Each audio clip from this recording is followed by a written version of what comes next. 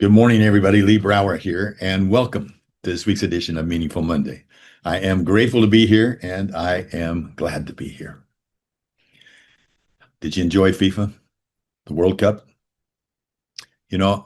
Recently I read an interview with Luis de la Fuente. He's the head coach of the Spain World Cup champions.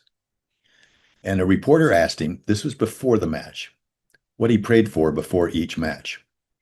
And I expected him to say something like, I prayed that we'd win. But instead, he said something that immediately caught my attention. He said, I pray every day, not because I'm at World Cup or because I'm trying to get a result. I give thanks every day that I get up and I'm well. I look at myself and I say, another day that I can enjoy life. I don't ask God to help me more than my rival. I ask for good health and the opportunity to continue fighting.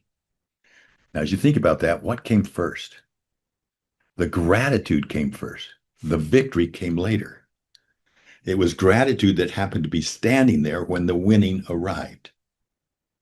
And immediately I thought of my good friend, Coach John Wooden, dear friend. Coach Wooden won 10 NCAA national basketball championships, and yet his players and all the people that knew him well, they knew that he rarely talked about winning. I heard him say several times, I wanted winning to be the byproduct of the preparation. I didn't mention winning with my team. I wanted the score to be the byproduct of those other things, not the end itself. So you have two remarkable coaches, one on a soccer pitch, one on a basketball court, different countries, different generations, yet both understood the same enduring principle. Enduring principle. The scoreboard is a lagging indicator. It tells you what has already happened. Preparation is a leading indicator. What else is our leading indicators? Character is a leading indicator.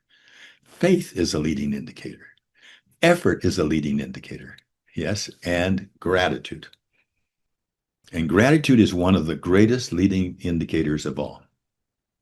Nearly 2,000 years ago, Cicero, he said that gratitude is not only the greatest of virtues, but the parent of all the others.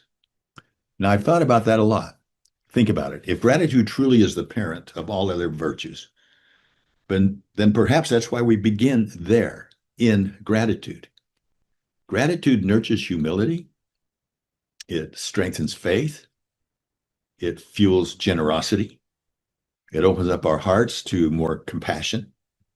It literally shapes our character. And that's why for years we've talked about in the river and different places, we always talk about and encourage people to go big, to begin in gratitude.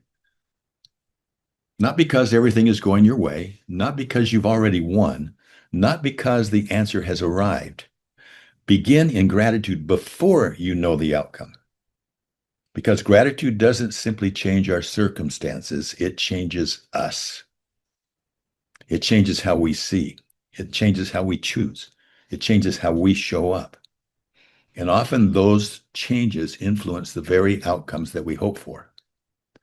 So this week, I've been asking myself a simple question. Got it in my journal, and I'd invite you to ask it also.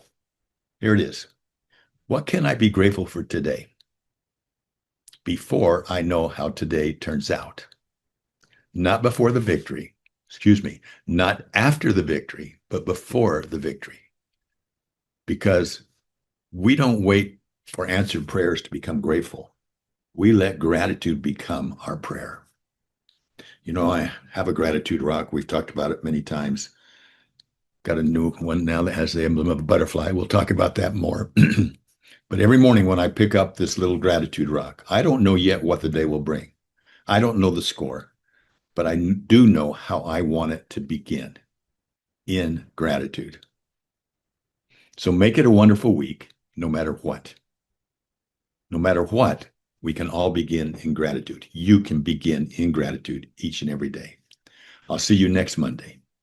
If you believe that this message will help somebody else, share it with them. Share it with them. That's probably a good way to be in gratitude. Make the life meaningful. I look forward to talking to you next week. Upward, onward, outward. Bye bye.